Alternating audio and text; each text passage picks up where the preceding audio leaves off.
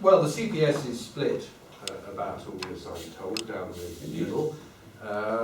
Britain is split, and actually I feel a bit split sometimes about this issue. I think every individual feels some draw of the arguments from both sides. It's a very important decision.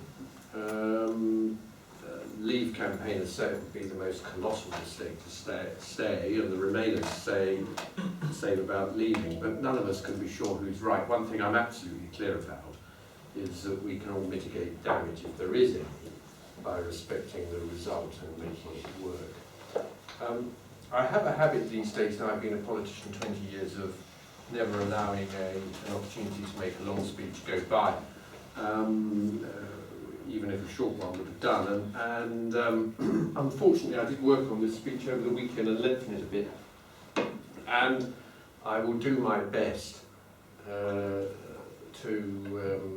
not make it drag on too long, otherwise you'll rush for the door. But there is, in fact, a point, and I will signal it, where I've already summarised what I intend to say, and those who are already fed up really ought to make a dash for it at that point. The key thing to remember about this referendum is that despite people telling us it will settle our relationship with the EU, it will not. What's more, in or out, Britain's complex relations with our continental neighbours will offer plenty of opportunities for the British to disagree about how to manage the relationship. It's important to start too, I think, by just cutting away what this referendum is not about. It's not a litmus test of what a good patriot is. There are patriotic people on both sides of the debate and they deserve respect. And it's not about who's a good member of a particular political party. All three parties would diminish themselves if they make a stand to take on this referendum a test of party purity. Thirdly, it's not, in spite of all the rather breathless hype, the most important decision faced by the UK since the Second War. The decision to engage in post-war reconstruction after the war, the decision not to participate in the creation of the EEC, both outrank it in my view, and possibly even the Scottish referendum, which could have had a very profound impact on these islands. Still, as I've already said, the referendum matters. It matters in particular to the younger generation. Because unlike a general election, they don't get another go every 5 years. We won't have another go every 5 years. And we have a particular responsibility to think about their futures. And the young have a particular interest in voting. I voted, I'm 59, I was just old enough to vote yes, with some concerns, much as I'm going to do this time. In 1975, so if I'm 59, that gives you an idea how many people have ever had an opportunity to have a say on this issue. It's, as I say, not going to provide a lasting resolution of Britain's relations with the EU. If we stay, our dyspeptic relations with many of Europe's institutions will continue, particularly with its supranational elements, as will the enduring task of protecting our interests as a non-participant of the euro. And if we vote to leave, relations with our neighbours will be at least as controversial, albeit in a different way. I think too that there will be at least a three-way split over the country's direction, a split which, although it is clearest on the right of British politics, is to be found right across the political spectrum. There's certainly a nationalist, occasionally Pauline strand, to some of the instincts that one hears what people are saying to avoid excessive foreign entanglements. Some want to construct an Anglosphere, conceptually quite the opposite. And there's a third group, perhaps the largest, who still see Britain's future as inextricably tied up with the continent, whether we like it or not, and who will seek to reconstruct that relationship as best they can if we leave. On the Remain side, the utopians have gone, largely. We are left mainly with Eurosceptic realists. If there are any utopians about, they're on the Leave side.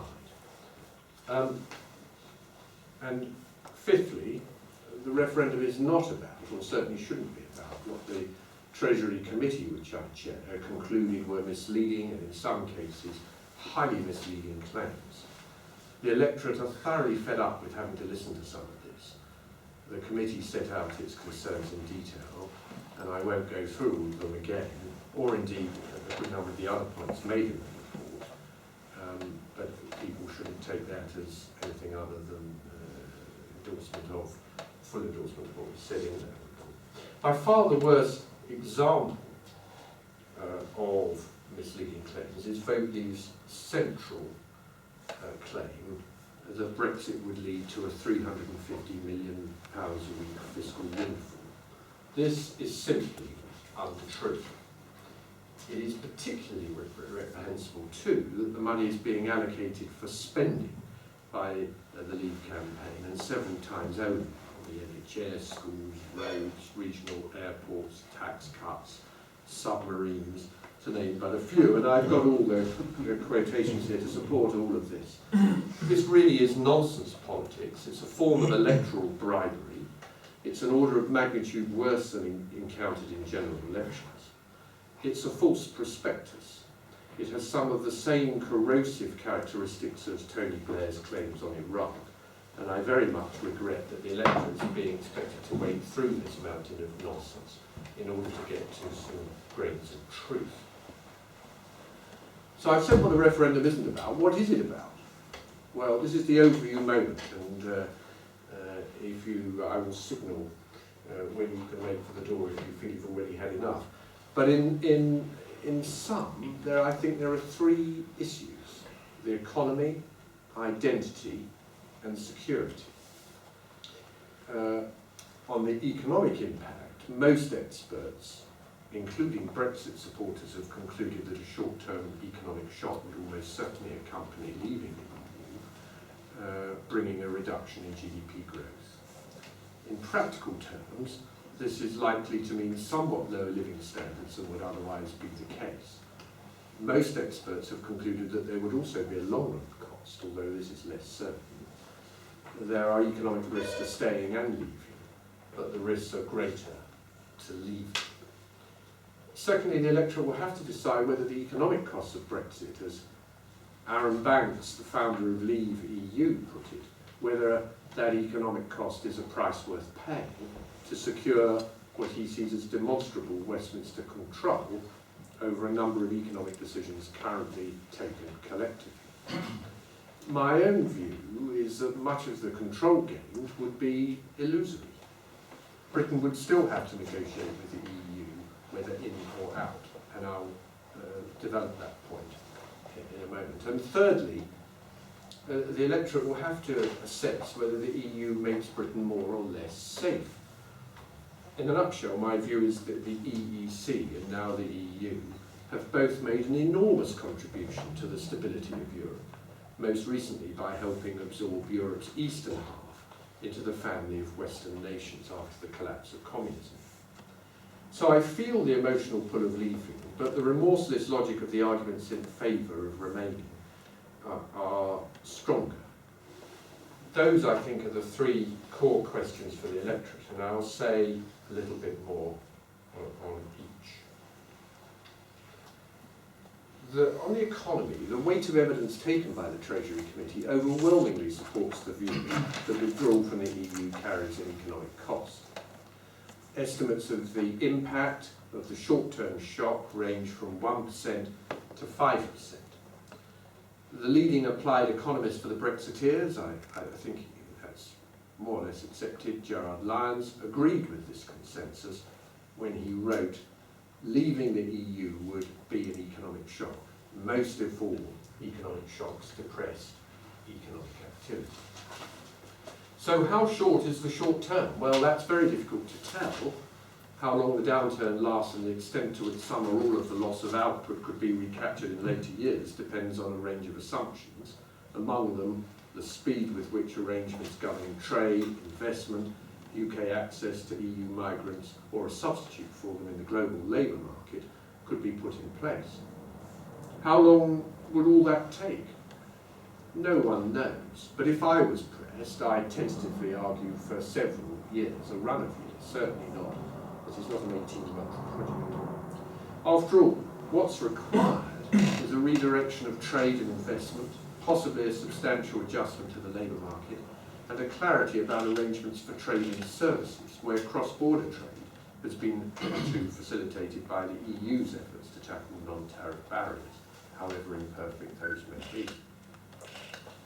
Leading members of the Leave campaign have said that the UK will have, and I quote, access to the single market but not be part of it. This is pretty disingenuous talk. It could create the misunderstanding among the wider public that somehow we can have full access to EU markets but set aside its rules. I'm confident that wouldn't be possible. The crucial question is not whether or not the UK has access to the single market after Brexit, but how much access. This is one of the uncertainties that may in itself reduce output. It seems to me improbable that the EU would be prepared to negotiate anything resembling current high levels of access to the single market without the retention of a substantial degree of free movement of labour. In the long run, the economy would adjust whatever arrangements are put in place. And would that process of adjustment in the meantime carry a cost? Here the evidence we took also suggests that there will be a loss of GDP, but it's more circumspect and with wider margins for error. Depending on the assumptions underpinning the analyses and the models used, the balance of evidence shows a fantail of possibilities ranging from a modest upside to a somewhat larger downside. It's scarcely surprising that there's such a wide range, bearing in mind what's being attempted as a forecast. The Treasury tried to reduce all of this assessment to a single number in their paper on the long-run effects published in April. There's an arbitrary precision about that I don't think helped much. Talk of a range is better. The Treasury did set out their assumptions behind that number, and with some frankness. I've noted, actually, that they don't seem to be using that single number anymore, and I think that's probably the right way to go. They engaged in a good deal of legwork to get to that number, but there really is a much simpler point, which I've already alluded to. When trade relationships are disturbed or curtailed, even in the short run, there will be a fall in output from the trend it would otherwise achieve. And over the longer term, it's reasonable to conclude that Brexit would lead to a loss of GDP, because leaving the EU would result in less access to the single market. Behind the cacophony of claim and counterclaim, it seems to me, lies that irreducible point. Though it is rarely considered in such analyses, it is also likely that restrictions on free movement between the UK and the rest of the EU would have negative economic effects. It seems implausible to me that reducing access for firms to the EU labour market would leave economic performance unchanged. To suggest that this would be wholly replaced by labour from outside the EU might be possible and correct, although it would take time. But it's scarcely any comfort to those who are concerned about the level of migration. As for trade, leaving might create the opportunity for an upside on trade with third countries. This is speculative territory, but perhaps the UK could negotiate open trade arrangements with third countries, which could be of considerable benefit. Perhaps they can't. Perhaps they couldn't. The EU has sometimes been cumbersome in its approach to international trade negotiations, but it's been far from useless. It's obtained comprehensive trade deals with countries such as Canada, South Korea, and the EU has steadily become more open over time. I think, probably, at least partly, under UK influence. Perhaps the UK could be more nimble in catering for its own specific interests, but it might feel the lack of the negotiating leverage and the access provided by a market of 500 million consumers. Inward investment might also fall, a point on which the Treasury Committee took a good deal of evidence. and should not be ignored. There is another argument. I've tried to address some of the points made by the Leave campaign or by thoughtful people on that side who want to try and work out what the long-run economic benefits or costs might be. Patrick Minford is the chief exponent of another post-Brexit trade strategy. His proposal is that of a P-light, unilaterally to open the British economy by eliminating all tariffs on imports to the UK. Now, in principle, that has some sound economics behind it, and could well generate net economic benefit. But I think it would prove very difficult to implement. It wouldn't be at all straightforward to explain to thousands of employees in the motor industry, for example, that they might face high tariffs on their manufacture of exports to the EU, but that no tariffs would be levied on imports from car manufacturers into the UK. So it seems to me I could summarise this by saying that the economic risks, both the short and the long term, are clear from leaving the EU. They're significant, but the conclusion on it as we get further out from the initial shock should be more tentative. And it's true that staying in the EU is by no means risk-free either.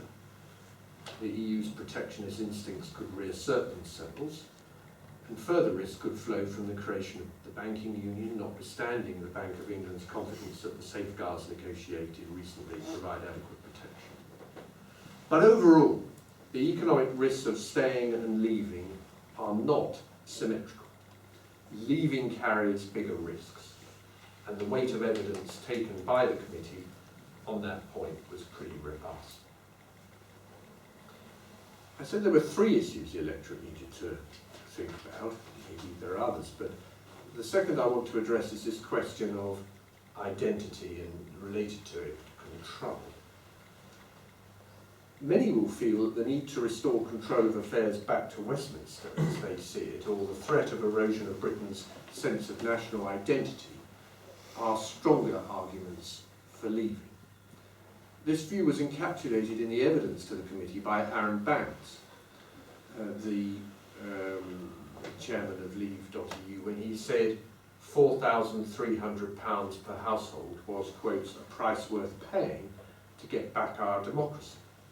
And it also was, I think, resonant in Dominic Cummings'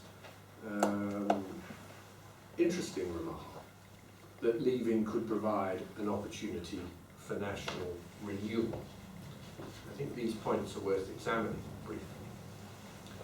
It is true that the EU bolsters the self-confidence of a number of member states. Since the war, the Germans have only ever felt comfortable expressing their national identity as part of a wider European identity, and for much of southern Europe, European identity secured domestic transformation from dictatorship to democracy, and from managed to open economies. And for the countries of Central and Eastern Europe, joining the EU has itself been an expression of their national identity and independence, newfound after decades of Soviet domination. None of those forces have touched the UK, but neither, although this is unprovable, does it appear that the UK's self-confidence has been eroded by membership. If anything, it seems to me the opposite. Our self-confidence as a nation has indeed derived from a capacity for self-renewal since the 1980s, following the decline in the 1960s and a collapse into ungovernability in the 1970s. Put bluntly, we got ourselves into a mess, and we got ourselves out of it. Membership of the EU has scarcely had any influence on these events, it seems to me, for better or worse. And what's more, that holds true for the UK's main economic challenges today. These almost all lie on the supply side and are largely homegrown. They're of very long standing. I won't go into them in detail, but I'll just summarise them. A housing shortage, poor quality transport, some other infrastructure equally poor, very mixed quality maths and science performance in schools, a vast and increasingly ineffective and distortive tax system, That's not an exhaustive list, but why don't I stop there for a moment on the list of things we have to do. Maybe we'll come back to that in questions. It seems to me membership is not crucial to any of those issues, nor for the most part does the EU stand in the way of addressing them. All the same, the historical evidence does not fully answer the claim that another bout of national renewal could be available after Brexit. Perhaps, but while renewal is one possibility, isolation must be another risk. I find the argument based on identity, that membership makes Britain less of a country, intriguing but unconvincing. It implies a lack of self-confidence about ourselves as a country, for which I find scarcely any evidence, particularly among the younger generation. It's reflected perhaps in the point that you were just making a moment ago about the British equivalent of a surpasso of the German economy in 20 years' time. Nonetheless, the supranational character of the EU has certainly distanced decision-making from the electorate. Coupled with the accretion of power at the EU level, it's contributed to a crisis of legitimacy and appears to be fueling a nationalist resurgence in many parts of Europe. It's another aspect of the wider crisis afflicting the EU, triggered by the Eurozone and by the pressures of migration in the Schengen on the Schengen deal and on the Schengen countries. Notwithstanding protestations to the country, and I think the EU is still struggling to grasp this, legitimacy flows and will continue to flow from national institutions. In the crisis, and we certainly have that crisis, the evidence is overwhelming that most of the peoples of Europe look to national institutions for safety and protection from it. They will continue to do so. I think there are some other points related to control and influence that also need to be addressed. Some Leave campaigners argue there is no point in continuing as a member because the UK's influence is illusory. Perhaps I could illustrate this claim with and its limitations with a thought experiment. Were Britain 3 times its current size, the UK could, to a large degree, negotiate on more or less equal terms with the EU. Perhaps at one point in the 1950s, immediately prior to the EEC's inception, the UK could have achieved that degree of influence, but not now. Were the UK a third of its current size, we would probably be largely ignored. As it is, we can't decide or dictate, but we can influence.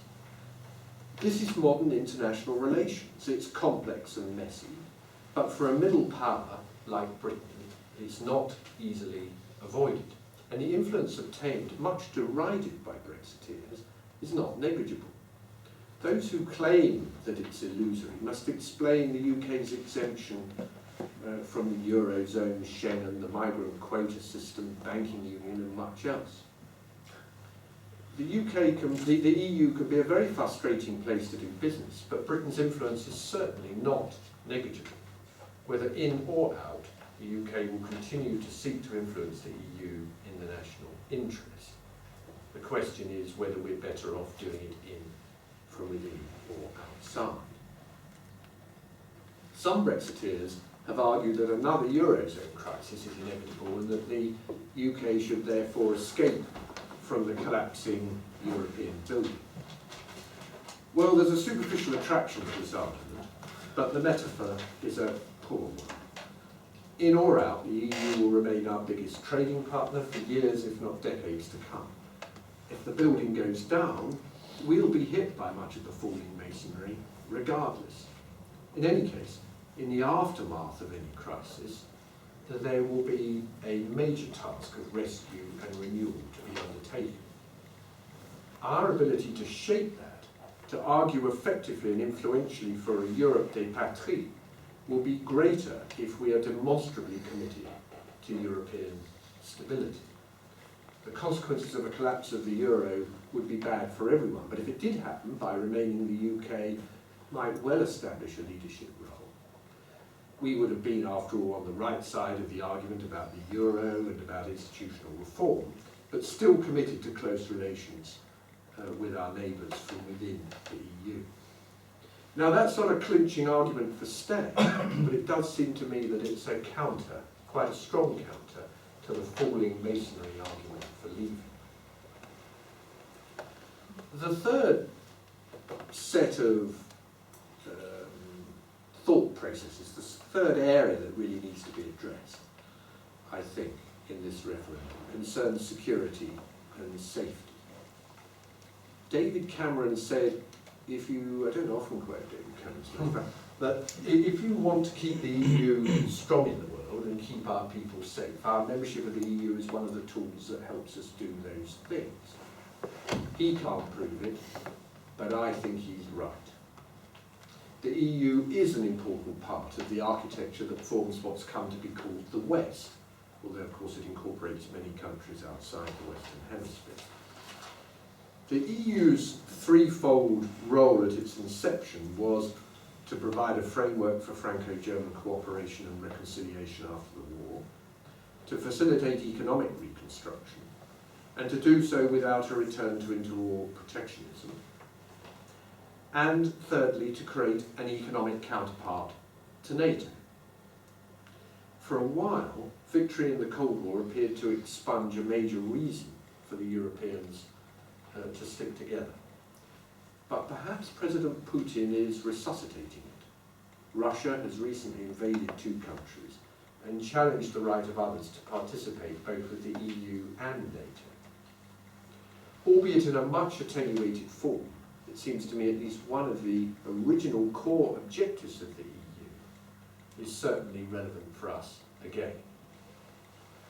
I was very struck by the conclusion of the Foreign Affairs Committee report that, I'm quoting, Brexit could allow the EU's common defence policy to develop in a way which could undermine the cohesion of NATO. Now this was immediately qualified with the suggestion that it could also improve Europe's overall collective defence. But if you go to the report, and you find this, I think it's paragraphs 51 to 53 or so, and then look up the accompanying evidence, as I have done, and then go back through the footnotes to see who these people are and what they're saying, I found that evidence pretty robust, supporting the view that Brexit could weaken NATO. No doubt that's weighed heavily with the US administration, and possibly also with President Obama, when he concluded that I'll read you what he said. He concluded that, I quote, cooperation from intelligence sharing and counter-terrorism to forge agreements to create jobs and economic growth will all be far more effective if it extends across Europe. Now is a time for friends and allies to stick together. Incidentally, the idea that's been put about that the US president is somehow doing David Cameron a favour, I find highly implausible and must come from people who haven't done much business with the US. The US foreign policy establishment is ruthless in the projection of the national interest, and it has been throughout the whole of the post-war period, often to the UK's considerable detriment. I think President Obama's intervention and that of the lion's share of the US foreign policy establishment needs to be seen in that light. So, bringing all those strands together, it seems to me, in or out, our relations with the EU are going to remain bumpy. There will not be an easy resolution to any of the core problems and difficulties in that relationship. In part, that's because the EU's institutions are, to put it mildly, highly imperfect. The waste, the periodic misdirection of economic resources, the tortuous decision-making structures test anyone's patience. And I know very few people who, if they go out there with a sense of enthusiastic idealism, come back saying that they've had those instincts reinforced. But it's still worth pointing out that many other international institutions are scarcely any better. Very few people suggest that we should withdraw from the UN's many bodies, some of which make the EU look straightforward. It's also worth pointing out that some of our domestic institutions have demonstrable and serious failures, and yet they linger on for one reason and another because of an accumulation of vested interests that makes it difficult to tackle. Doesn't that sound familiar when one's thinking about the EU too? In our relations with Europe, Britain will continue to appear at odds with some of the decisions and decision-making structures. Our pragmatic approach, often based on cost-benefit analysis, sometimes in numbers, sometimes just in arguments, sits uneasily with the motivations of a good number of other countries. Some of those derive from the searing experience of dictatorship, military occupation, or Soviet domination, all of which we avoided. I feel the emotional draw of British exceptionalism and the effect of the EU's intrusiveness. But as I said earlier, I also recognise the risks that exceptionalism can transmogrify into isolation.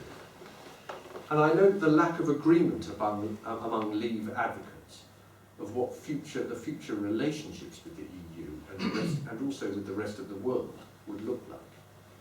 That lack of agreement among of the Brexiteers is understandable. It's part of a deep controversy about the UK's relationships with the rest of the world that's been going on at least since the Second World War. I have no illusions about the EU and its shortcomings. My conclusions derive merely from an attempt to identify the national interest and best protect it. If withdrawal were to remove one problem that has been at the heart of British politics and foreign policy for half a century, leaving would, in my view, be likely to replace it with another. Advocates of leaving underestimate the need to engage deeply with the EU in pursuit of British interest, whether in or out.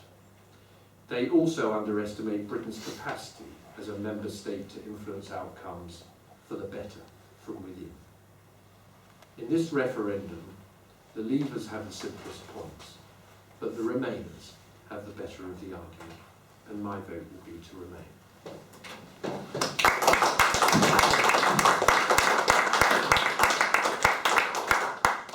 Thank you, Andrew. Andrew, as I said, we'll take some questions. Neil. Andrew, you mentioned the falling masonry if the euro collapses. I would say before the masonry starts to collapse, there's going to be increasing efforts to prop it up with all sorts of scaffolding in all sorts of places. And I think that because a single currency is such an important driver of events, politics, economies, that you cannot really have a single currency without a single overarching administration. And more of what the EU does is going to be driven by that need. And that, I think, is one of the really difficult problems which doesn't seem to have been addressed in this debate.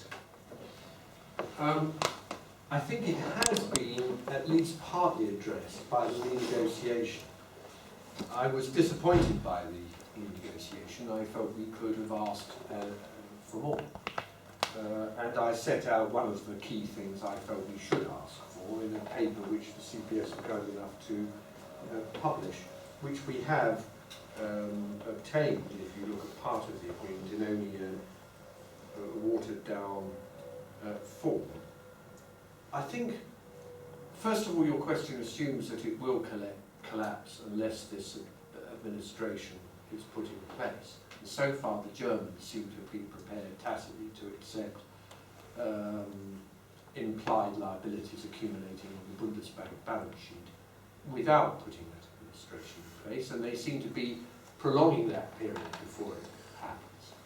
That may change in Germany, and the politics of Germany may change and make that no longer a medium-term strategy.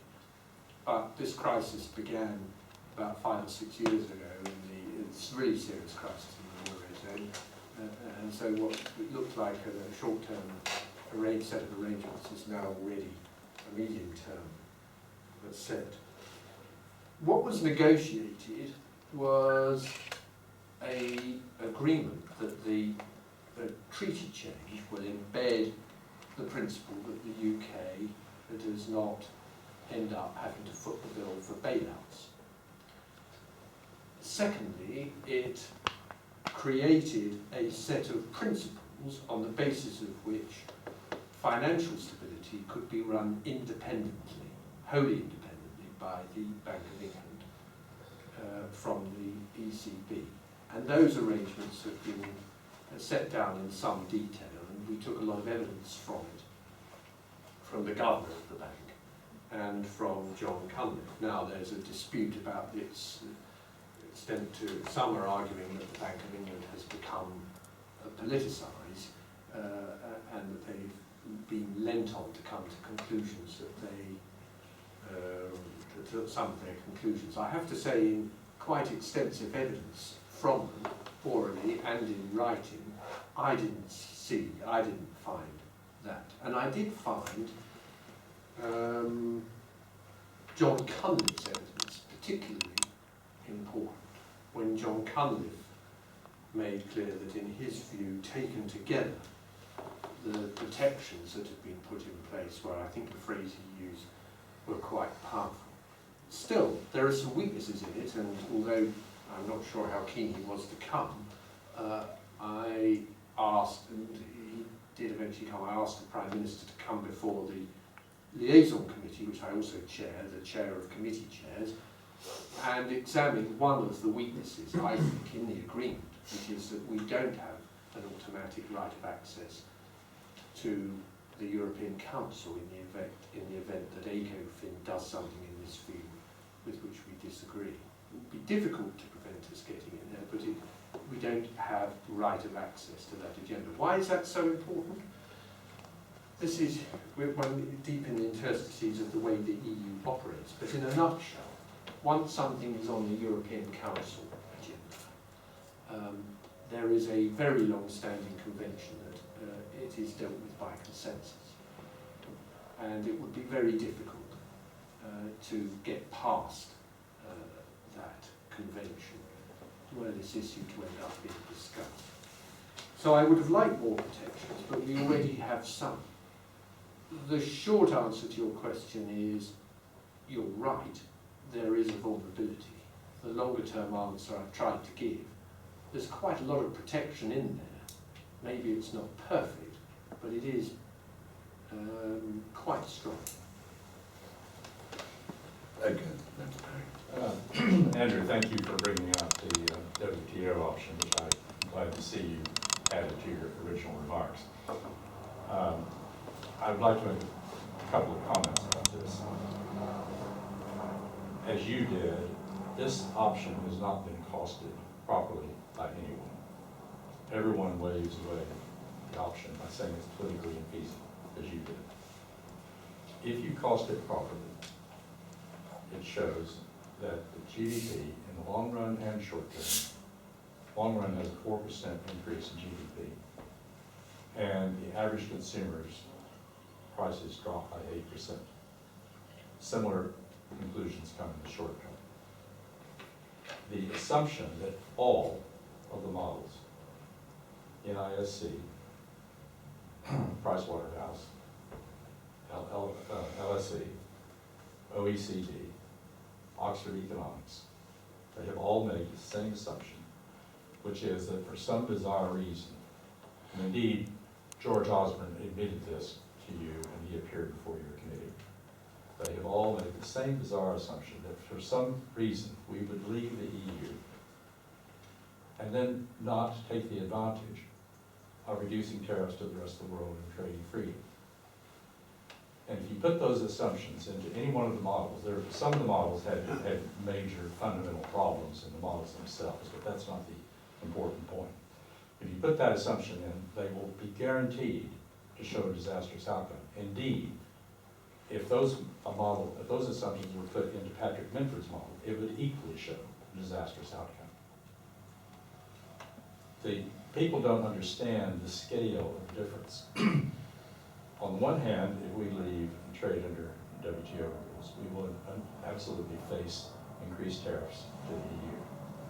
But the scale of those are not significant. For all of manufacturing industry, you're talking about slightly more than 2 billion pounds.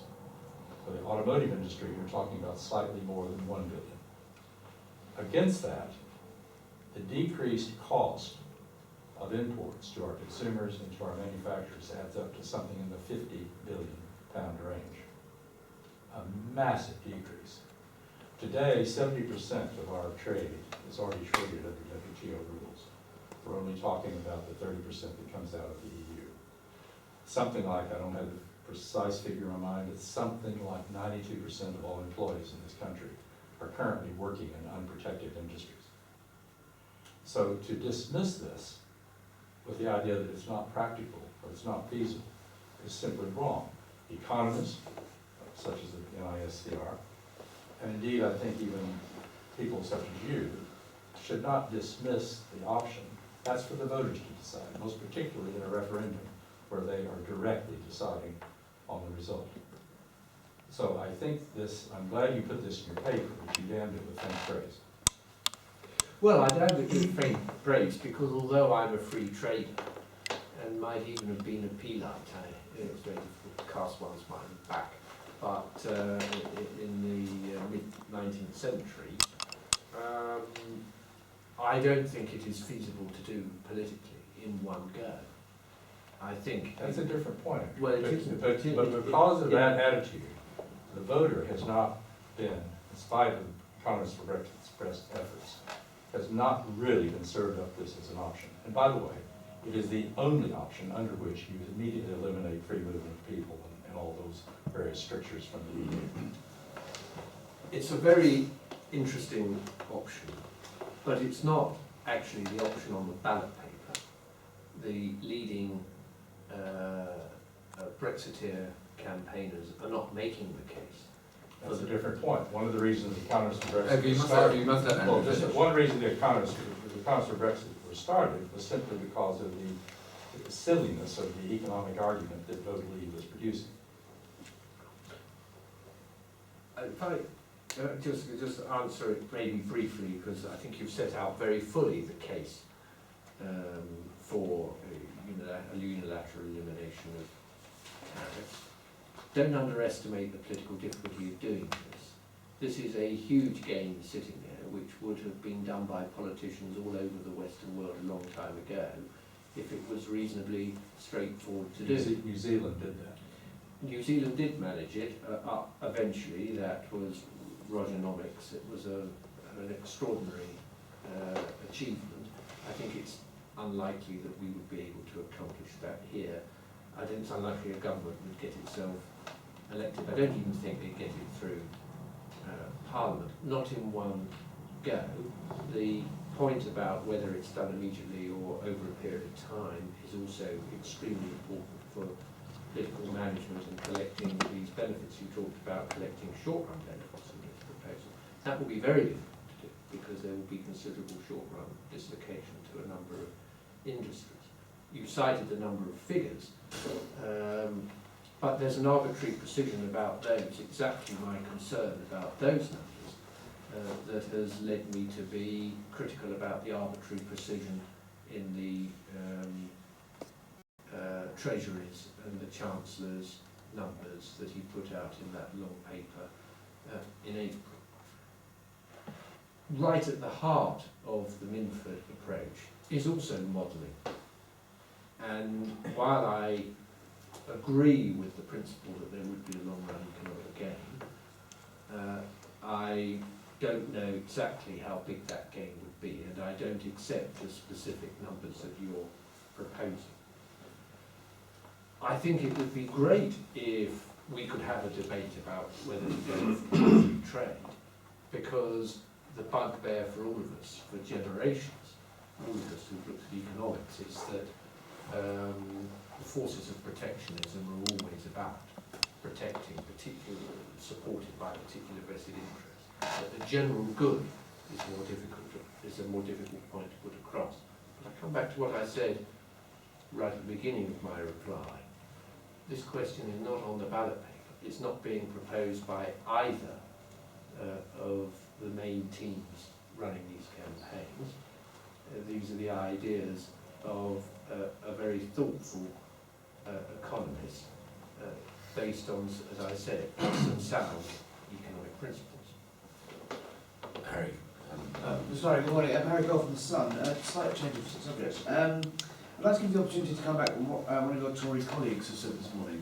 Dean Dorries, your fellow adventurer, has been questioning what you might have been promised by George Osborne for coming out for Remain, a knighthood, a seat in the Lords, lasagna in the not kitchen, or a sniff of his dirty socks. I wonder if you could perhaps have some words on her. And also, just another one more question if I may. Do you still say never to Britain joining the euro? Well, there are two quite different questions there. On the first one, I've always made clear it would be the greatest honour to serve in any government, but David Cameron's never offered me anything, and I'm not aware that he's going to offer me anything. I don't think I've made myself particularly popular with David Cameron by calling him before the liaison committee or by pressing a campaign to try and get to the bottom of kidnap and torture, and the extent to which Britain has been involved, or for that matter, my views, which differ from his, on the economic response required on global response to global warming in my decision to oppose the Climate Change Act in 2007. The specific points that you're making on the what was it? Was it the euro, or was it the what was it? Do you still say never? Do you still say never to Britain joining the euro? On both those points, both on I'll never say never to the euro. If you look at what I wrote, I set out with deep scepticism the likelihood of this project succeeding. And while I said that I would never say never to anything, I didn't think we should join, and made that clear. And I spent a good deal of time arguing the case for a different policy, the so-called competing currencies proposal, the hard AQ proposal it's sometimes called. I'm not sure the Sun readers will find this particularly fine, but that's up to them. As for, I've also seen, I'll lump it in, since we're on this track, I've also seen this sort of ad hominem attack made from a slightly different angle, that I was a mad, keen supporter of joining the ERM. Actually, if you look at the memoirs, you'll find the contrary to be the case, that I was expressing considerable concern about joining the ERM at the time that we did. But don't let facts get in the way. Do you think these sort of attacks are unhelpful in the run-up to the referendum? And the Tory party is going to be able to come back together in 10 days' time? I'm not in the least concerned about the points that we made. David Hughes from the Press Association. You've set out a case which is quite nuanced, and you described the bulk of the Remain campaign as now being Eurosceptic realists.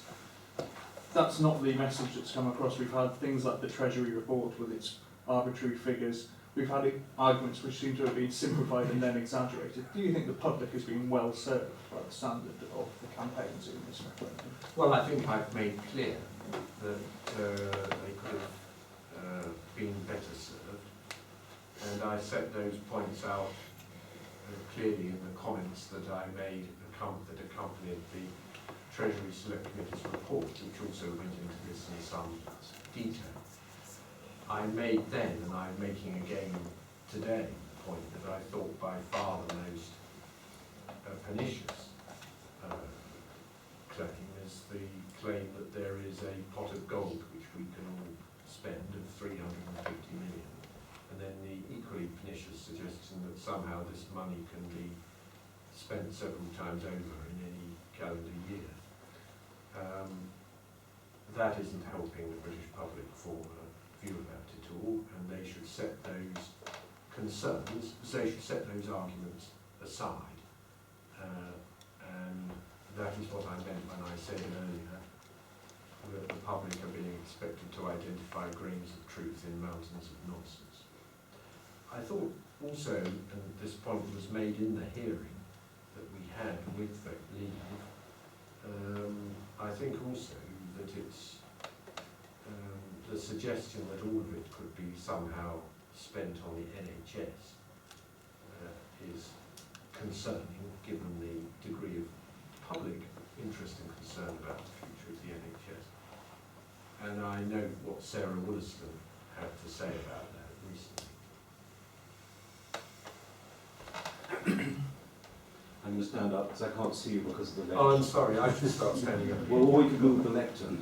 Yeah, okay, well, we'll move the lectern. That's a good idea. So, first of all, thank you.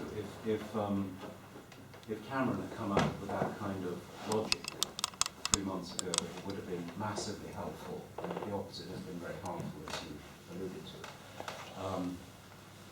I'm a half Swede, brought up in this country. I believe in mixing tribes. And I agree with everything you've said, and the short term is more predictable. The problem is I'm left with a residual feeling about where it's all heading.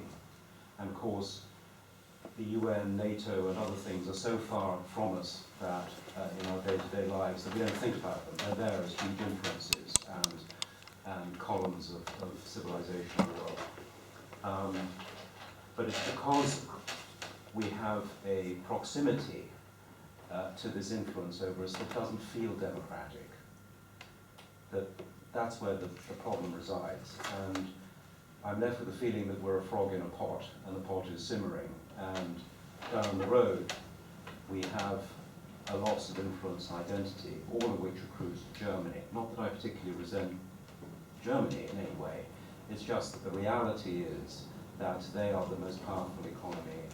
They have the benefit of living with a currency much cheaper than their own natural one. And that is working to the huge disadvantage of everyone else. And it's so indicative that when the Prime Minister of Greece, Tsipras, a year ago had to go for help, he made 2 trips, one to Putin and one to Merkel. So that's the residual problem that leaves me thinking longer term, this is all heading in a direction as a political project where we will lose identity and a sense of democracy. I tried to set out why I don't see much sign of the loss of identity. I have set out in what I just said there, the view that there is some loss of direct democratic control, and that this will have to be addressed one way or another, sooner or later, in further reform of the EU institutions. I thought it very significant that David Cameron said we're not moving at different speeds, we're moving at in different directions. I think was the phrase he used with respect to the UK's and perhaps a number of other countries' objectives,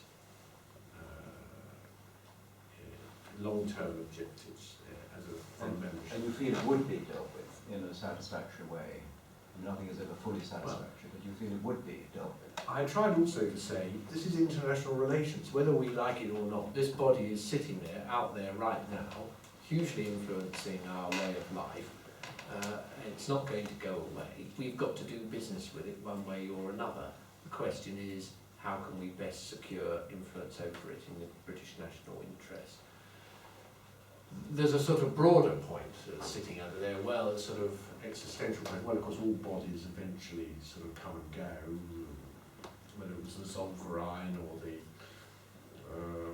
whatever, the gold standard or whatever it might be. They come and go, these arrangements, these very high levels of cooperation or subordination of control, domestic control, in a wider framework. in that sense, of course, even the EU has a shelf life. I think, of course, it's quite possible, picking up Neil Collins' point of view, that the Eurozone crisis could spill into something much more serious. But if anything, that seems somewhat less likely now than it did a few years ago, and precipitate this at an early stage. What I sense is still a very high level of political will, not only among the leaderships, but in the populations of a large proportion of the key member states in the EU to sustain it.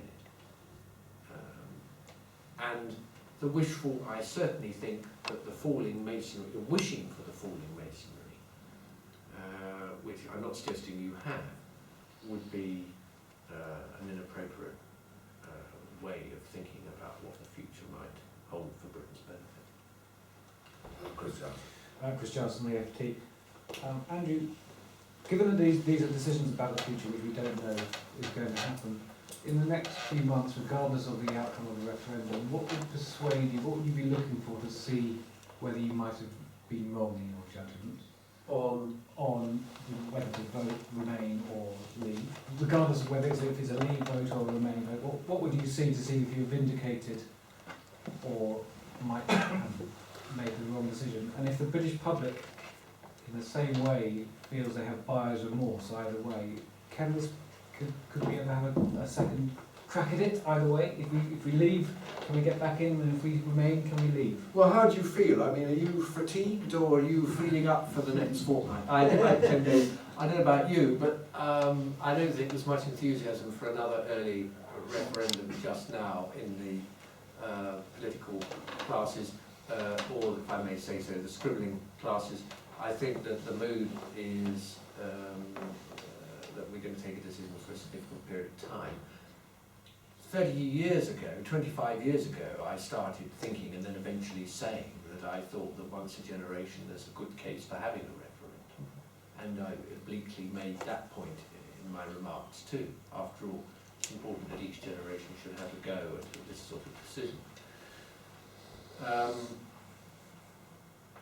You asked me also what would be the markers for success or failure. The problem with that is that unless there is some catastrophic event one way or the other, they won't exist because, again, you don't have the counterfactual. You don't know what the alternative outcome would be. So I can't answer that question very directly. Having thought about it for the last 30 seconds while I'm playing for time, I decided I'm not going to either.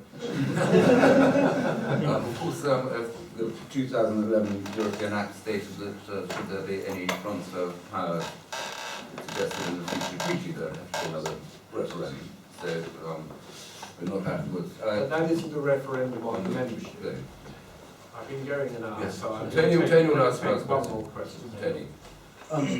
Sorry, speaking as a reluctant Remainer, in a similar way, and I'm sorry, this question doesn't do at all justice, and it's a blunt question, which is an unlearned question, doesn't do justice to the learnedness of the paper. But it seems to me, as a voter, that one of the major influences over all the voters up and down the country is this perception that membership of the EU involves a degree of undesirably high or uncontrolled immigration. It's not a view which I agree at all. But I wonder what you would say to voters to reassure them that that problem is not something which should sway them or something which is in some context. Migration is largely driven by economics, partly driven by other factors, as are concerns by it. It's a large and multifaceted issue, and I'm not going to try and go through all of it now. It's clear that numbers matter and controls are needed, but it's also important that we have in mind that a very high proportion of these migrants are coming to the UK in order to work, and a very high proportion of the businesses who are employing them have concluded that they benefit from the fact that they're here.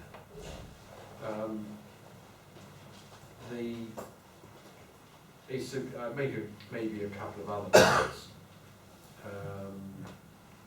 Well, maybe just one other point, given the time.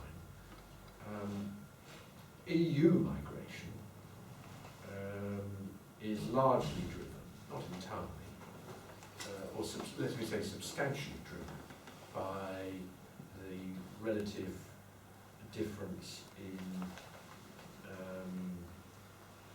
GDP per capita between the various member states. That any economist will tell you, well, you've got factor markets out there, you've got labour markets and capital can go to the labour and labour can go to the capital, and both being able to move around increases overall economic performance, and there seems to be a strong theoretical case for saying that's what's going on. But of course the effect is likely to be a narrowing of the differential between the wealthier countries and the less wealthy countries. 20 years ago we had a large expansion of the EU to include Europe's eastern half. I describe it as one of the greatest success stories in the history of this continent, bringing these countries into the family of Western nations and ensuring that their democracies become embedded and that their economies remodel themselves in a broadly Western free market style. It's been a huge success. Of course, there's been bumps on the way. As a matter of fact, I looked at the numbers very recently. Broadly speaking, you can say that over the last 10 years, I haven't looked at the last 20, the gap between their GDP per capita and ours is a little under halved. So they've narrowed that gap significantly. There's more to do. But as that gap narrows further, and that's an assumption, but I think that's likely, we will see the migration flows decline. I note that the Migration Watch recent information the recent document that's just been published, takes the pessimistic forecast as a central case from the ONS data. I haven't looked carefully enough at their report to see if they justify that. This will remain an issue in British politics, whether we're in or out. The focus will change, but the issue will remain. Will you join me in thanking Andrew for such a patient, lucid, and authoritative statement? Thank you.